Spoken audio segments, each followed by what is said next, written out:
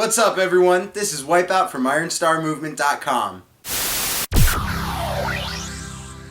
Today I'm going to be reviewing the PlayStation Move and Navigation Controller for the PlayStation 3. This is the primary Move controller. The sphere at the end is capable of changing many different colors, and it's soft so you don't hit someone in the face or break your TV like you're a 6-year-old playing Mario Tennis on the Wii. Also, you have your traditional X, circle, triangle, square layout in the same position as you would find them on a DualShock 3 controller, along with a PlayStation Home button. On the sides of the controller you have the Select button, and on the opposite side you have the Start button, along with an RT trigger, which basically acts as R2 in most games. In the center you have a Move button, which usually mirrors the X button in some of its performance, but also has unique actions in certain titles. The power indicator is located at the bottom of the controller, and the controller can be charged with a mini USB cable, or you can use the docking station, which has been specially designed to hold two of these controllers, or one of these controllers and a navigational controller upright simultaneously while they charge. This is the PlayStation Move navigation controller, which will be required for first-person shooter games. Now, it has an analog stick, which acts as the left analog stick for navigating your character, and a D-pad for menu selection and other uses. Also on here are an X and O button, which gives you an advantage using this controller over simply using a DualShock 3 controller in your left hand, because you wouldn't have access to these buttons with your left thumb. And again, an indicator at the bottom of the controller, and this controller also charges as well with a mini USB that you can use the standard controller cable with. On the back of the controller you have the L2 trigger and the L1 trigger.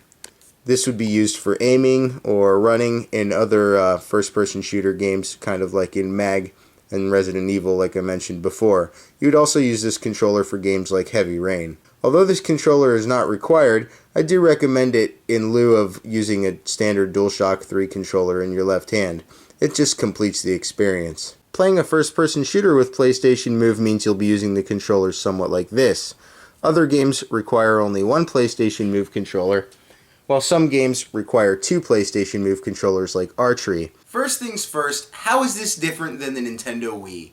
Let's talk about the differences in the technology and their capabilities. The Wii uses an infrared sensor bar, which actually isn't a sensor bar at all. It's simply an array of infrared lights which are picked up by a camera in the end of the Wii remote.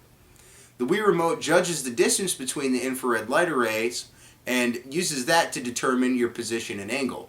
In addition to that, it also uses accelerometers and gyroscopes inside, which determine the tilt and acceleration of the controller under movement.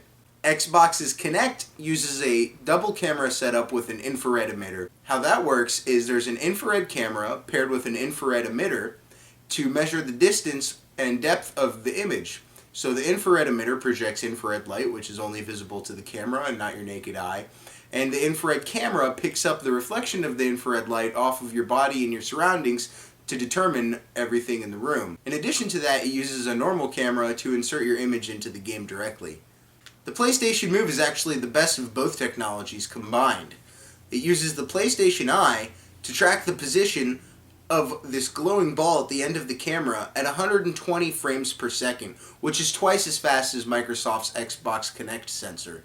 The purpose of the sphere at the end of the controller is so that the PlayStation Eye camera can track the controller at any angle and make it fully recognizable despite where it's positioned. The Nintendo Wii, since it relies on a camera at the front of the controller, can only recognize its position when the sensor bar is in view of the controller's camera. So when it's facing up or to the side or directly down, the Wii loses track of where you're pointing the controller, whereas the PlayStation Eye can still track the controller accurately under those conditions. In conjunction with positioning through the PlayStation Eye and the glowing sphere, which can change to hundreds of different colors, the PlayStation Move controller has a number of 6-axis sensors inside which detect 3 axes of acceleration movement and 3 axes of tilt. This, coupled with the PlayStation Eye one-to-one tracking, means that you're getting the most precise motion tracking controller available to a home console. I also found that some games, although they require you at some points to have the controller visible, there are points in the game where you use the controller as a mouse or cursor on the screen, and during those points in the game, much to my surprise, the ball isn't even necessary to be visible. The accelerometers and gyros inside are precise enough to give you an extremely accurate mouse pointing device even without the ball visible at all. That blew my mind. One of the great things about PlayStation Move versus Xbox Kinect is the practicality. The PlayStation Move is designed with hardcore games in mind. You have the navigation controller, which has a D-pad and analog stick for navigating your controller, while you aim with the PlayStation Move in games that require you to shoot, like first-person shooters such as MAG and third-person shooters such as Resident Evil. Killzone 3 is also going to support this. And if you do your research, you'll see that PlayStation Move has excellent compatibility with games that people actually want to play, instead of just games where you hit red balls or pet an animal or interact with some prepubescent boy. I'm glad they did away with that. The PlayStation Move is also the only controller which will work with active shutter stereoscopic 3D glasses.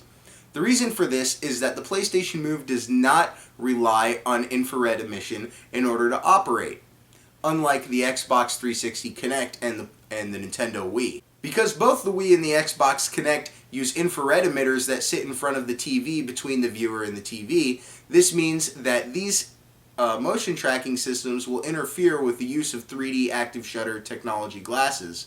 Active shutter 3D glasses also work on infrared emitters, so having two infrared emitters running at the same time would cause interference with each other and make the devices incompatible for use at the same time. Luckily for Sony, they already thought of that in PlayStation Move. This is great because Sony is really trying to push stereoscopic 3D gaming and Move controllers at the same time. Killzone 3 is one game that will support both of those features. So you all want to know, does the PlayStation Move deliver on its promise of true 1-to-1 ratio motion tracking in real time? And the answer is yes, it does. It's phenomenal. And the first time that you play this, if you've played a Wii, you'll know automatically, instantly, that this is a much superior piece of hardware.